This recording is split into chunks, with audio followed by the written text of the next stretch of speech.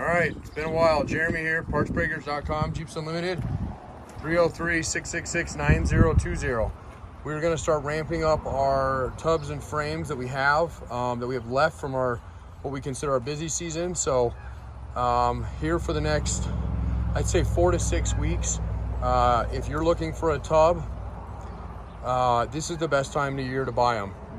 You'll knock at least $500 off versus buying it in our what we consider our winter project season, and that's where tubs are the most desirable. People are looking, to get out of the cold and stuff. So if you don't mind getting one and sitting on it until then, or possibly working on it now, depending on what your plans are, definitely give us a shout, because this time will pass before a blink of an eye, and these tubs will be gone very quickly, especially the condition these are in. So grade B, solid B TJ tub here.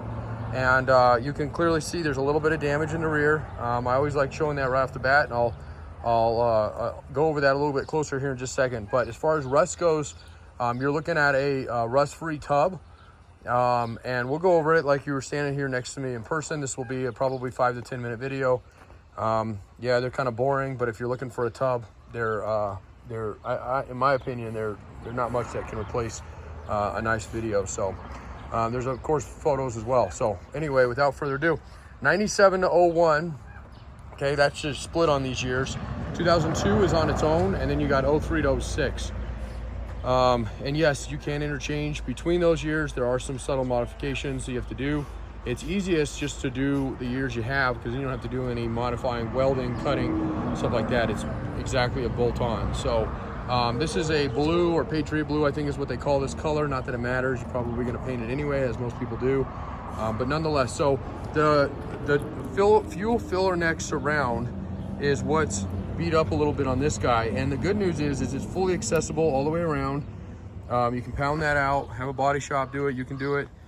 You can cover it, diamond plate it, whatever you want. It's fairly easy fix, but nonetheless, I want you to see that there is a good sized dent here on that left driver rear corner. A couple little small dings on the back behind the would be your tail light, and you can just kind of see a dimpled in here just slightly. And this side is beautiful. Lower rocker tailgate's beautiful. This one's got a little ding here on it. Little scratch, kind of a ding, maybe. Yeah, maybe a deep scratch here on that top area. Coming around to the lower passenger rocker, pretty clean through here. Probably a couple door dings that I'm not really picking up right now, but let's see if we can catch any.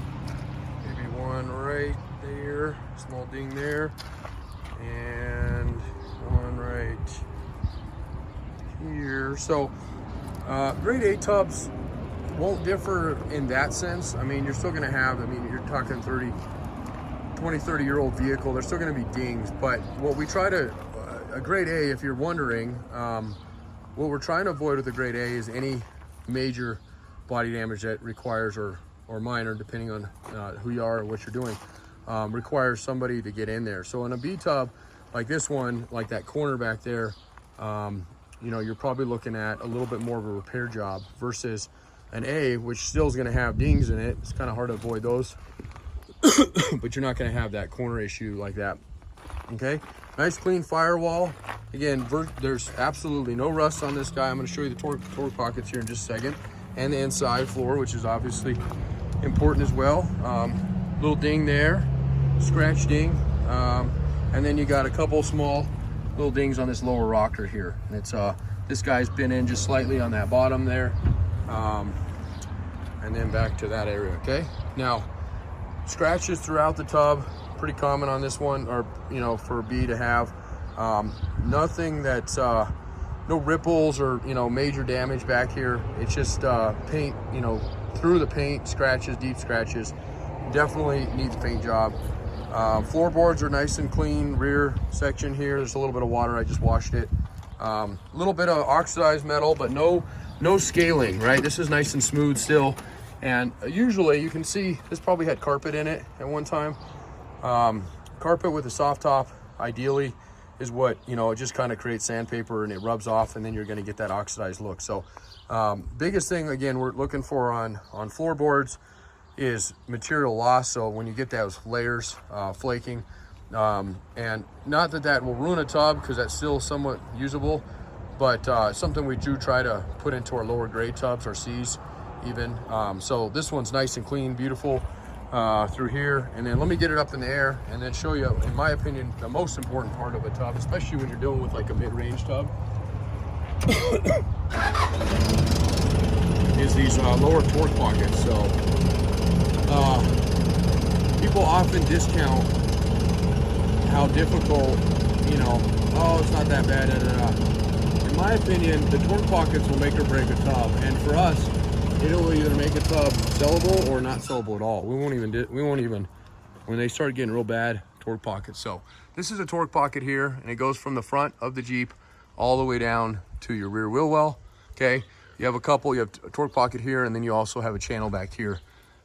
Some people call it torque pocket as well, but most what people are referring to are these guys here. So those ones, if you have issues here ever, they're not too bad to fix. Pretty easy to get into there.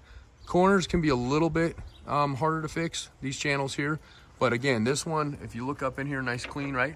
And these are floaters, right? These are a floating nut in there. It's actually how it's supposed to be. So, and all these rear ones are like that. So I wanted to show you all nice clean threads, right? So no cleanup work. A lot of times these rear ones will break. This one's beautiful. So no worries there. And then of course your main pockets here, which are super clean on this guy.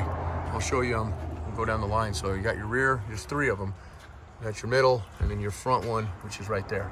Nice clean threads, right? And then we go to the driver's side. Again, beautiful. That's your front. That's your center one, and then your rear one. Now notice here, there's absolutely no cracking. Sometimes even a B-tub, you'll start seeing initial cracking here, especially if they've ever had a body lift on them.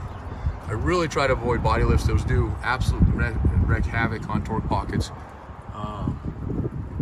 So nonetheless, that's an absolutely, like, what I would call a grade A bottom. And what makes it the B is, again, what I showed you earlier. I'll get a couple photos because it's going to get listed here today. There's a couple people, prospective buyers, that are looking at mid-range tubs right now. So it won't last long. If it's something you're interested in, definitely give us a shout. 303-666-9020, partsbreakers.com. And we are running tubs right now. Years ago, I was just crating them. Your customers were paying the crate fees, whatnot. We have a different way we're doing it now. I'm either running them myself or we're hiring a hot shot that we use, and they've been awesome, super fast. So that's a huge advantage we have right now over anybody else. If you're gonna do it, if you're gonna pay just some random yard to ship you a tub, you're gonna need to crate it. And I'll tell you why. I had one of these things go out about 2 years ago to a guy in Michigan, South Line, Michigan, never forget, great guy. He had it delivered to a local hardware shop because he didn't have a forklift to get it off.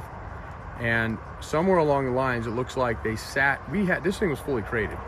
They sat a engine on it and folded it in half. So part of the reason I don't like using freight companies is that reason. And again, we don't use that method anymore. But if you are looking at having somebody ship it to you and you think you can just throw one of these things on a skid and it'll survive, you're gravely mistaken. And the problem with freight companies is the way that they insure things. If it's fully crated, it's actually insured fairly well. Of course, nobody ever wants to build a crate for it, so there's the dilemma there. But if it's not crated, it's like 50 cents a pound. So, you know, we still do a lot of freight. We're 7 acres, so we're a big yard. We have a lot of production stuff that goes out.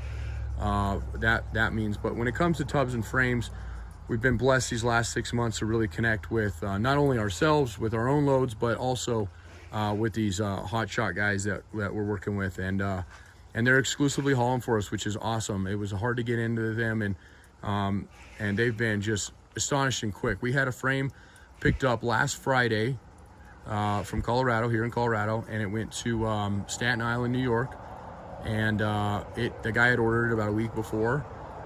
And that frame was delivered on Tuesday, the day before the 4th of July, so 3 days later. Now, I can't always guarantee it's gonna be that quick, but usually it is. It's pretty amazing how quick those guys are. So, all right. Oh, my allergies killing me. Anyway, 303-666-9020, partsbreakers.com. I look forward to speaking with you. Thank you spending 10 minutes with me today, and yeah, have a great one.